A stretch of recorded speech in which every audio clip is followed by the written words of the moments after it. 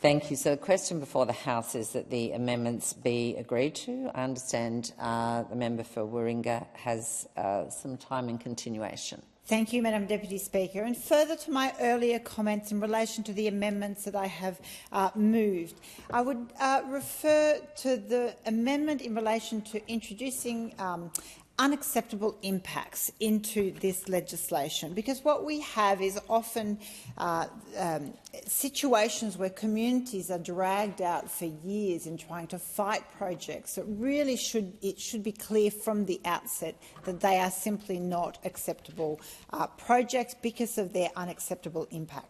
So the EPBC Act refers to both significant impacts and unacceptable impacts, yet fails to adequately define either within the Act. Significant impacts does, however, have a 40-page guidance document provided by the Department, but unacceptable impacts to matters of national environmental significance is a term that is used in the context of what is clearly unacceptable.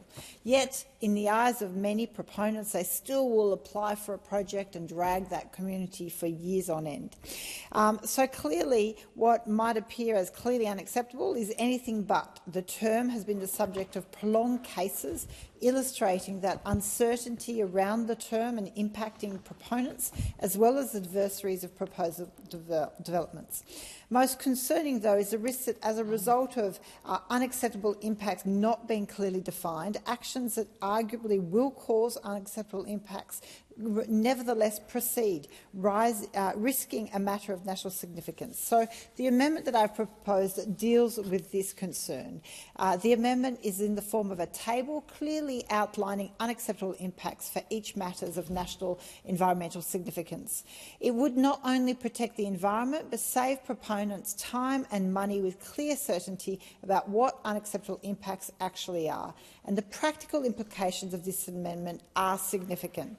Arguably, with clear, unacceptable definitions, projects such as the Woolsworth one around New South Wales Central Coast Distribution Centre, where there was an issue of expanding into critical habitat of endangered fauna and flora, would not have been able to proceed and drag that community for so long. Similarly, the development in Toondah Harbour has a history nearly spanning a decade of disputes under the EPBC Act approval, initially rejected as unacceptable impacts, only to then be accepted by then Environment Minister Josh Frydenberg. Again, that certainty for communities is what is needed. Of course, the other amendment that is proposed is in relation to making sure that the EPA is a tough cop on the beat by providing the power to amend conditions. Too often, despite there being robust conditions being imposed on a proponent, there is a failure to comply with conditions, and then rather than genuinely suffering real consequence of that failure to comply, we do at times see conditions watered down, and that is really not in, I would say, environmentally in the best interest.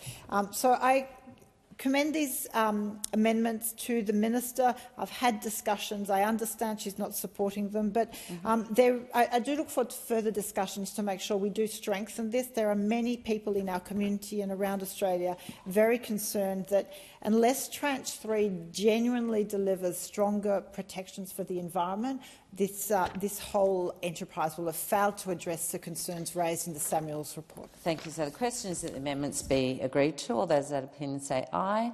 To the contrary, no. I think the noes have it.